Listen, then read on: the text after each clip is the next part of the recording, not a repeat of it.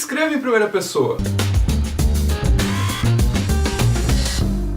Eu sou o Vilto Reis, editor do site Homo Literatus, e hoje eu vim fazer um vídeo que poderia ser uma continuação do vídeo anterior, porque eu vou continuar falando de narrador, mas agora falando do narrador em primeira pessoa.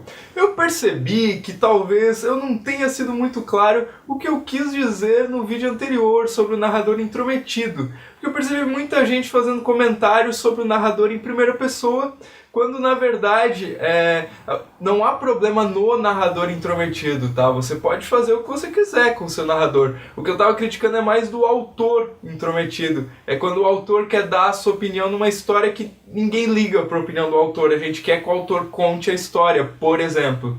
Isso também acontece no narrador em primeira pessoa, mas de um jeito um pouco diferente, porque o narrador em primeira pessoa já é uma pessoa opinando ou mostrando alguma coisa da visão dela de mundo. Então, se chega a aparecer o autor opinando numa história que é narrada em primeira pessoa, isso é um amadorismo muito grande, como eu já comentei, usei esse termo no vídeo anterior, algumas pessoas falaram amadorismo, então vamos continuar usando amadorismo. Por exemplo, é quando o personagem do autor é um moleque de 15 anos e daqui a pouco o autor faz um comentário como se tivesse um conhecimento de física quântica, sabe? Não que o moleque de 15 anos não possa ter, mas digamos, que fica incoerente com aquilo que está na história. Ou seja, o autor usou a história para expressar a opinião dele, então não faz muito sentido escrever ficção, ou ele escreve um personagem que é igual a ele. Para falar um pouquinho mais sobre o narrador em primeira pessoa, eu elenquei assim dois tipos de narrador básicos assim.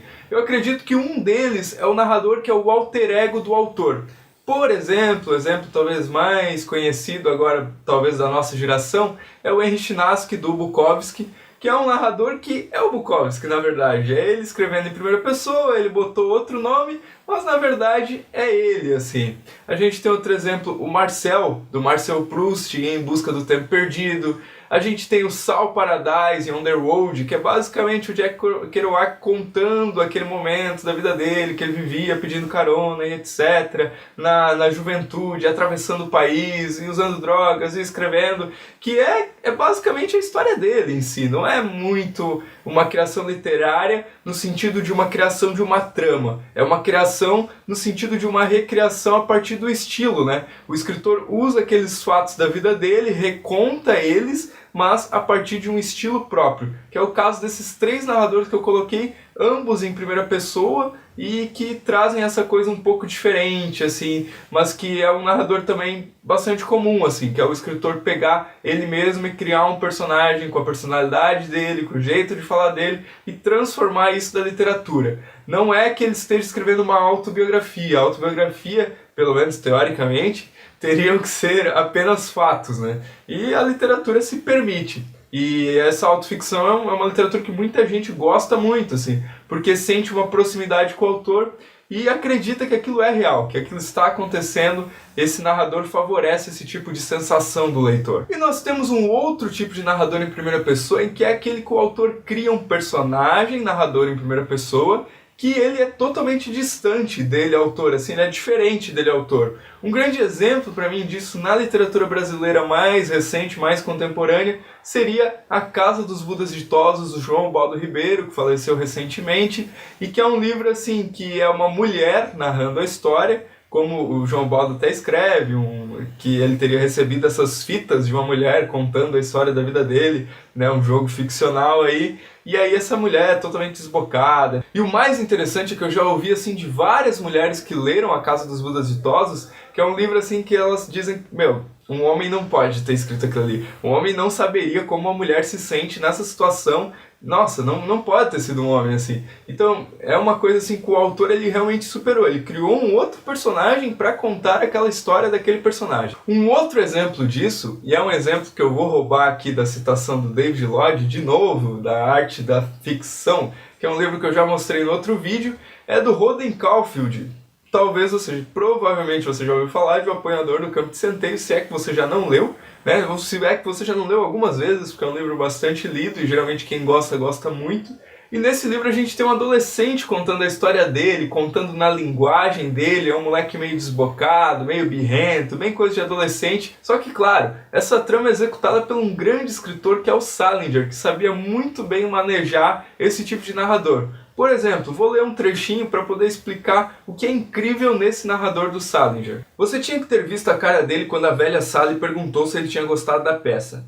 O cara era tipo de um babaca que precisa de espaço para responder uma pergunta. Ele deu um passo para trás e pisou em cheio no pé da mulher que estava lá. Acho que ela quebrou todos os dedos do corpo. Aí ele disse que a peça não era nenhuma obra-prima, mas que os Lantes, claro, eram mesmo uns anjos. Anjos, pelo amor, anjos. Foi o fim da picada. Daí ele e a velha começaram a falar sobre um monte de gente que eles conheciam. Foi a conversa mais babaca que você já ouviu em toda a sua vida.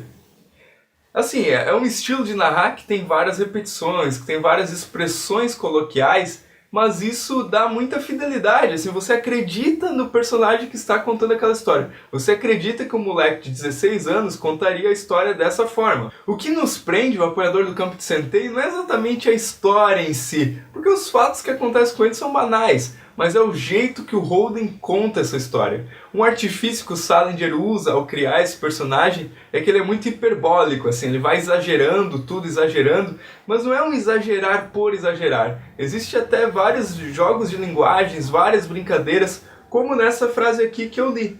Acho que ela quebrou todos os dedos do corpo. Ou seja, ele fez um trocadilho com ossos do corpo, né? Normalmente o cara diz, acho que ela quebrou todos os ossos do corpo. Ele falou dedos porque a mulher levou um pisão no pé.